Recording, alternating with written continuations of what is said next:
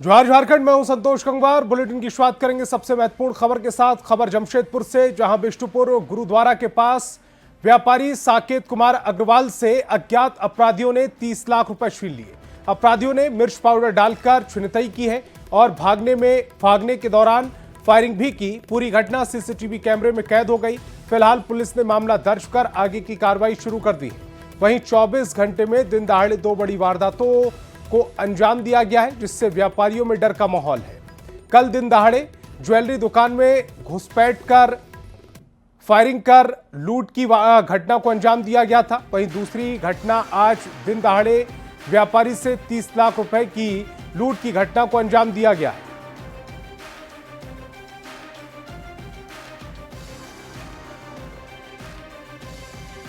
तो 2 दिन में 2 बड़ी घटनाएं, और जिससे जो पुलिस की कार्यशैली है उस पर सवाल उठ रहे हैं। आज व्यापारी जिसकी आंखों में मिर्च पाउडर डालकर उससे 30 लाख रुपए की लूट की गई है, और लूट करने के बाद भागने से पहले बदमाशों ने फायरिंग भी की, यानी कि दहशत फैलाने की कोशिश हुई।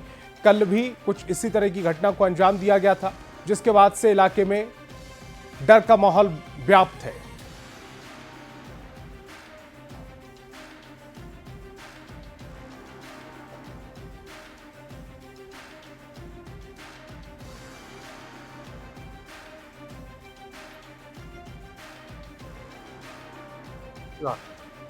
हाँ, क्या आपने विरोध किया था? हाँ, पीछा किया तो गोली चला दी। आप क्या एक्टिवा से? हम लोग फुटेज देख के प्रयास करने के लिए एक्चुअली वास्तविक घटना क्या हुई है, क्योंकि हम लोग छानबीन कर रहे हैं। आँख में मिर्ची फेंकने के बाद तो कुछ पता चलता है, क्योंकि आपके पास कुछ लाल लाल दिखाई पड़ रहा है। फायरिंग की घटना के बारे में सत्यापन किया जा रहा है। एक इनोवा थी बिना नंबर के, और उसमें से कुछ लोग निकले और इनके बैग को छीना गया। इनके आँख में चिली का पाउडर डाला गया और जब वो वहाँ से फरार हो गए। नहीं, फायरिंग का हमें कोई सत्यापन नहीं हो पाया है। फायरिंग होके लूट हुई है, आज भी लूट हुई है, और मुझे लगता है कि प्रशासन को इसमें चुस्त दुरुस्त हो जाना चाहिए और जल्द से जल्द जो अपराधी है उनको पकड़ना चाहिए और सलाखों के पीछे करना चाहिए। कि पुलिस का जो व्यवस्थित रूटीन होना चाहिए, अपराध नियंत्रण की प्राथमिकता इनकी होनी चाहिए, वो प्राथमिकता इनकी नहीं है।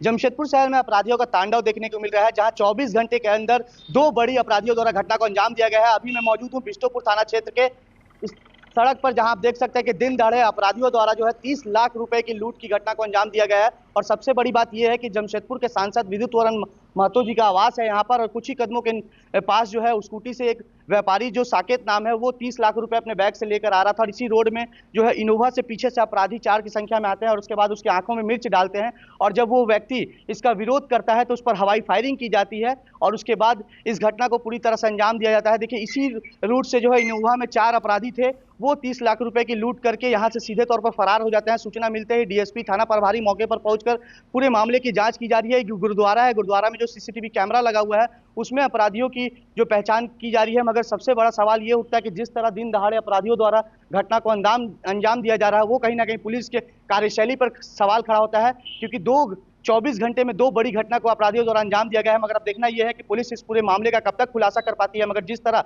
दिन दहाड़े अपराधियों द्वारा इस तरह के लूट और छिनतई की घटना को अंजाम दिया जा रहा है, तो कहीं ना कहीं व्यापारी जो संघ है वो डरे सहमे हुए हैं और पुलिस के खिलाफ आक्रोश भी देखने को मिल रहा है। मगर अब देखना यह है कि पुलिस इस पूरे मामले का कब तक उद्भेदन कर पाती है। न्यूज 18 के लिए जमशेदपुर से आशीष कुमार तिवारी। और हजारीबाग से बड़ी खबर है। 1857 क्रांति के वीर योद्धा नीलांबर पीतांबर की प्रतिमा के साथ छेड़छाड़ की गई है। कुछ असामाजिक तत्वों ने प्रतिमा का धनुष तोड़ दिया, जिसके बाद आदिवासी समाज में गहरी नाराजगी देखी जा रही है। लोगों का आरोप है कि ये सुनियोजित साजिश के तहत किया जा रहा है।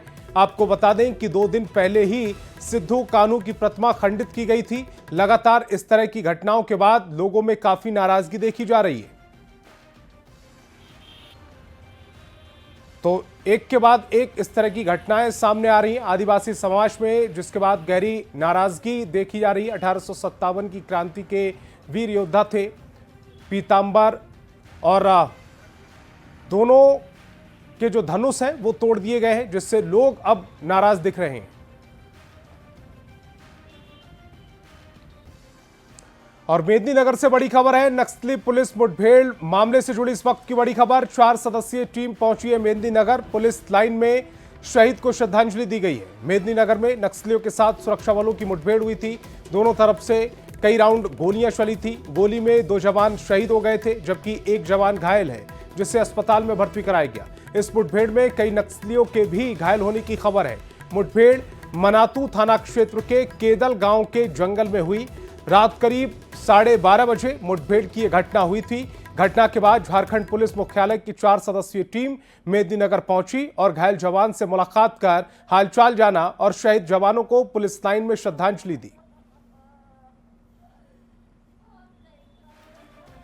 3 तस्वीरें समा आपकी टेलीविजन स्क्रीन पर। 2 जवानों को श्रद्धांजलि दी गई है। पहली तस्वीर, एक जवान अस्पताल में भर्ती है। दूसरी तस्वीर में उसका इलाज किया जा रहा है। अस्पताल में जवानों के जो परिजन हैं वो रोते बिलखते तीसरी तस्वीर में नजर आ रहे हैं।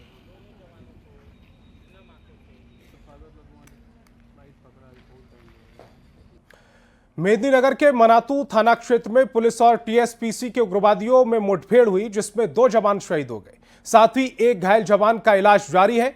अब इस एनकाउंटर को लेकर झारखंड में सियासत तेज हो गई।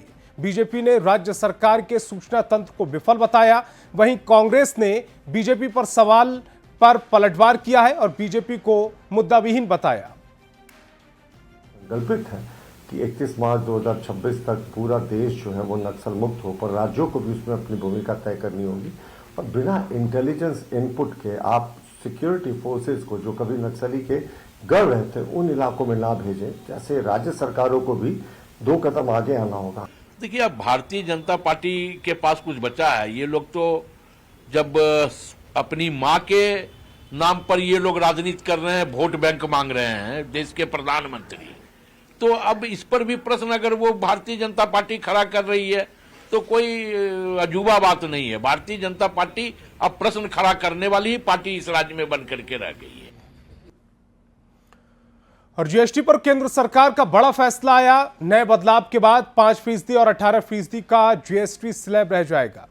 इससे इसका सीधा फायदा आम आदमी को मिलेगा। आम आदमी के पास डिस्पोजेबल इनकम यानी कि खर्च करने की राशि पहले की तुलना में अधिक बचेगी। अब जीएसटी के सिर्फ 2 स्लैब ही होंगे।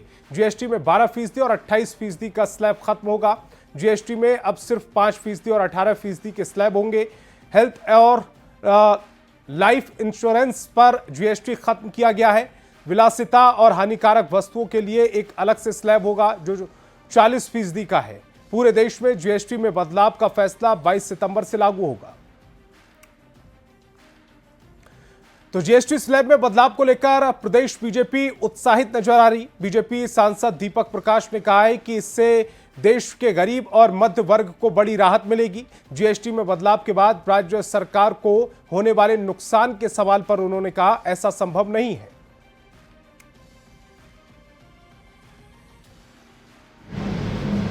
वन नेशन वन टैक्स के आधार पर चलने वाला जीएसटी, और जीएसटी जब कम हुआ तो आम गरीब, मध्यम वर्ग और सभी वर्गों को राहत मिला है। तो जीएसटी में हुए बदलाव पर जेएमएम सांसद महुआ मांझी ने कहा, इससे आम आदमी को क्या फायदा और क्या नुकसान होगा, यह तो आकलन के बाद ही पता चल पाएगा।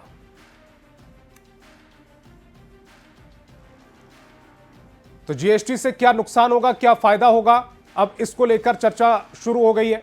जेएमएम सांसद हैं महुआ मांझी, उन्होंने कहा है इससे आम आदमी को क्या फायदा हुआ है और क्या नुकसान होगा, यह तो आकलन के बाद पता चलेगा।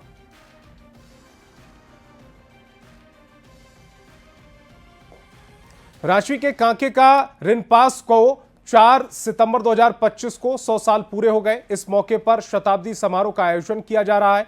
इस आयोजन में सीएम हेमंत सोरेन भी शिरकत की। सीएम ने दीप प्रज्वलित कर कार्यक्रम का शुभारंभ किया और उन्होंने डाक टिकट भी जारी किया।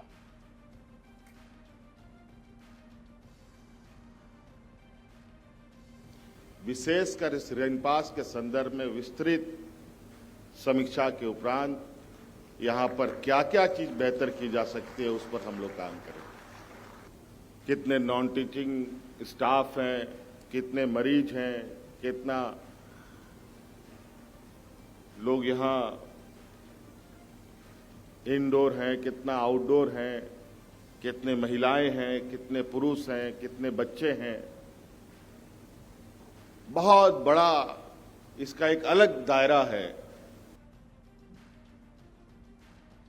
देखिए, बहुत रेयर चांस होता है कि इस टाइप का संस्थान हो जो पूर्ण रूप से मानसिक रोगियों की सेवा के लिए समर्पित है शुरू से, और दिन प्रतिदिन इसका विकास होता चला गया है ना। और आज हम लोग यहाँ पर पहुँच गए हैं कि कम से कम हम लोग अस्पताल परिसर से बाहर भी जा करके कम्युनिटी में भी सेवाएं दे रहे हैं लोगों को।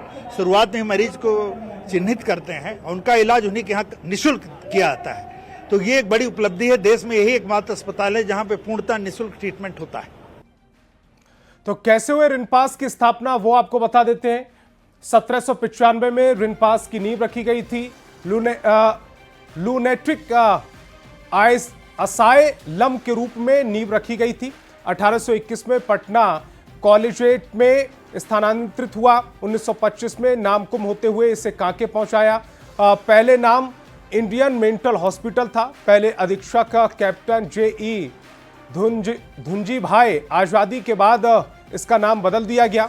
1985 में इसे स्वायत्त दर्जा मिला। 1998 में रिनपास नाम रखा गया। मानसिक स्वास्थ्य सेवा का यह प्रमुख केंद्र है।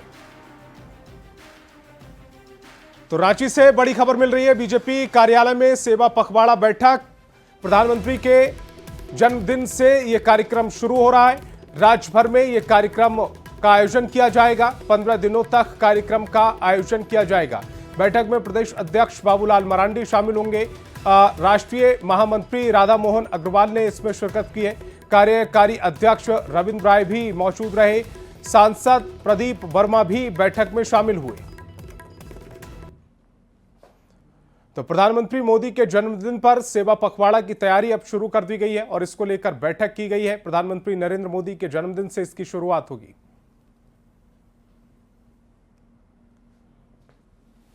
के बावजूद जनहित में यह कदम ले सकती है, तो मुझे आज बहुत शर्म आ रही है कि कोई प्रांतीय सरकार ये कह रही है कि राज्य सरकार का घाटा होगा। आपको तो खुशी होनी चाहिए कि केंद्र सरकार ने आपके नागरिकों का जीवन और बेहतर कर दिया, उनके हाथ में अतिरिक्त आय दे दी। सरकारें राज्य सरकार हो या प्रदेश सरकार हो, यह सब जनहित के लिए बनाई जाती है और जनता के जीवन को बेहतर करना उनका लक्ष्य होता है।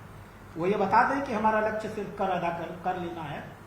हम सिर्फ इसलिए सरकार में आए हैं कि हम सिर्फ नागरिकों से कर और टैक्स वसूलते रहेंगे और उसका अपने निजी हित में उपयोग करते रहेंगे। ये कहा जा रहा है कि राहुल गांधी ने ये उठाया था। मैं आपके सवाल का जवाब दे देता हूँ। 13 अगस्त 1918 को मैं डेट बता रहा हूँ और स्थान बता रहा हूँ, हैदराबाद। 13 अगस्त 2018 को हैदराबाद में माननीय राहुल गांधी जी ने पत्रकार वार्ता की थी। आप सबने छापी होगी, मैं खोल के पढ़ देता हूँ। आज कंजन को आरसी क्या, पढ़े लिखे को फारसी क्या। राहुल गांधी ने कहा था कि हम इस देश में एक टैक्स की स्लैब ले आएंगे। आपको याद होगा क्या कहना चाहते थे वो? अंबानी को गाली देने के बाद अंबानी के ऊपर भी उसी दर से टैक्स लगाना चाहते थे जितना इस झारखंड के आदिवासी गरीब नागरिकों के ऊपर लगाना चाहते। नाम की बैठक में पहुंचे पूर्व विधायक लोमिन हेम्ब्रम ने सूर्य हांसदा के एनकाउंटर को फर्जी बताया और एक बार फिर से सीबीआई जांच की मांग की है। अपराधी था, क्या था, नहीं था, तो अलग बात है, लेकिन ये जो इनकाउंटर हुआ है बिल्कुल फर्जी है, बिल्कुल फर्जी है।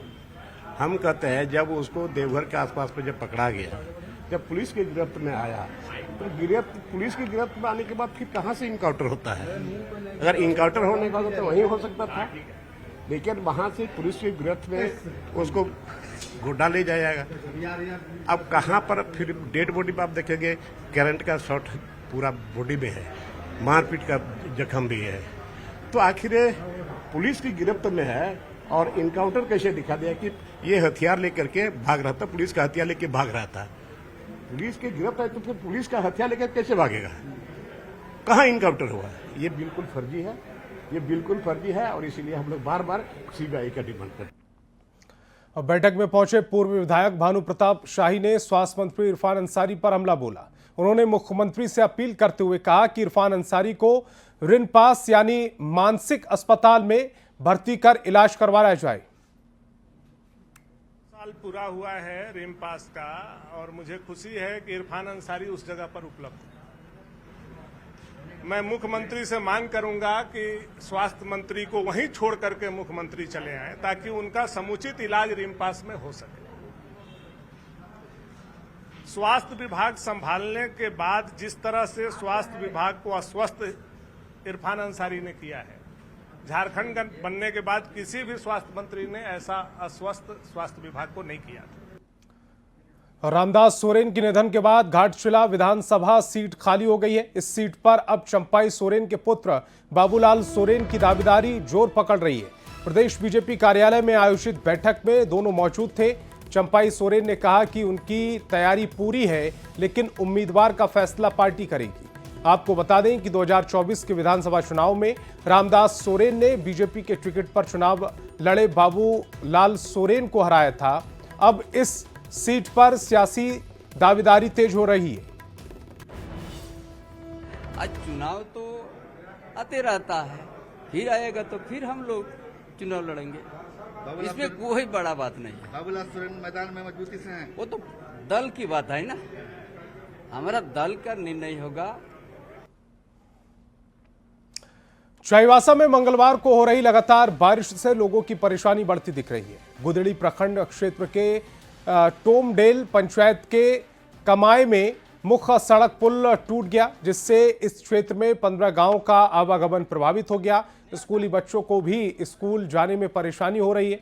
लोगों ने अपने स्तर से लकड़ी का पुल बनाया है और इसी से होकर आना जाना कर रहे हैं। पुल टूटने से गाड़ियों के आने जाने पर असर पड़ रहा है और जल्द लोग इस पुल निर्माण की मांग कर रहे हैं। से आती हुई सोते हुए रांची जाती है, सो कमय में नदी किनारे एक पुल है, उधस गया। इसीलिए मेरा निवेदन है कि इसमें आने जाने वालों को बहुत तकलीफ है। इसलिए आप सरकार से निवेदन है कि तुरंत पुल का निर्माण होना चाहिए। खबर रामगढ़ से, जहां सड़क पर सैकड़ों गड्ढों में बारिश का पानी भर गया है। पानी भर जाने के कारण रास्ते का पता नहीं चल पा रहा। आए दिन दुर्घटनाएं घटित हो रही हैं। खासकर बाइक सवार यहां पर आकर गिर जाते हैं और घायल हो जाते हैं। ज्यादा जानकारी दे रहे संवाददाता जावेद खान। इस वक्त मैं मौजूद हूँ रामगढ़ नगर परिषद के वार्ड नंबर 17 के चनगड्डा नीचे टोला में। आप देख सकते हैं सड़क की हालत को। सड़क जो है पूरे तरीके से गड्ढे में तब्दील हो चुकी है। देखा जा सकता है कि किस तरह से यहाँ परेशानी है। आपको बताना चाहेंगे ये सड़क रामगढ़ पतरातू 4 लेन से चनगड्डा लपंगा होते हुए भुरकुंडा सियाल तक जाती है और ये सड़क जो है सियाल मोड़ तक इसी तरह गड्ढों में तब्दील है। देखा जा सकता है कि किस तरह से यहाँ पर गाड़ी चालकों को परेशानियों का सामना करना पड़ता है। बरसों से मैंने यह रास्ता जो है से हम लोगों को भुरकुंडा जोड़ती थी और हम लोग सियाल मोड़ होते हुए भुरकुंडा सियाल या उरीमारी होते हुए हम लोग पतरातू भी जाते थे। बड़का गांव भी यही रास्ता जोड़ती है, तो हम लोग को काफ़ी परेशानी का सामना करना पड़ता है। और यहाँ पर आप देख सकते हैं सीधे तौर पर कि यहाँ पर कितना कचरा हो चुका है। एकदम रास्ता एकदम बिल्कुल यहाँ पर खेत बन चुका है और ऐसे ही बने हम लोग को यहाँ पर आना जाना पड़ता है, तो काफ़ी कठिनाइयों का सामना करना पड़ता है। सड़क की हालत को कि किस तरह से सड़क जो है पूरे तरीके से गड्ढों में तब्दील हो चुकी है। यहाँ पर बताया जा रहा है कि लगभग 2 दशक से सड़क की ऐसी ही स्थिति है। रामगढ़ पतरातू 4 लेन से ये सड़क जो है रंका लपंगा सीसेल कॉलोनी होते हुए सियाल मोड़ तक जाती है। उसके बाद लोग भुरकुंडा सियाल पतरातू और दूसरे क्षेत्रों में जाते हैं। लेकिन देखा जा सकता है कैमरे के माध्यम से सड़क पर इसी तरह से जगह जगह गड्ढों में पानी जमा है, जिससे रास्ते का पता नहीं चल पाता है। ऐसे में यहाँ के लोग चाहते हैं कि सड़क का निर्माण जल्द से जल्द कराया जाए। ये बताया जा रहा है कि सड़क का निर्माण DMFT फंड से कराने को लेकर यहाँ के विधायक जो हैं कवायद कर रहे हैं। अब देखना होगा कि ये सड़क कब तक बन पाती है। जावेद खान, न्यूज़ 18 रामगढ़। तो इस बुलेटिन में फिलहाल इतना ही। आप देखते रहिए न्यूज़ 18 बिहार झारखंड।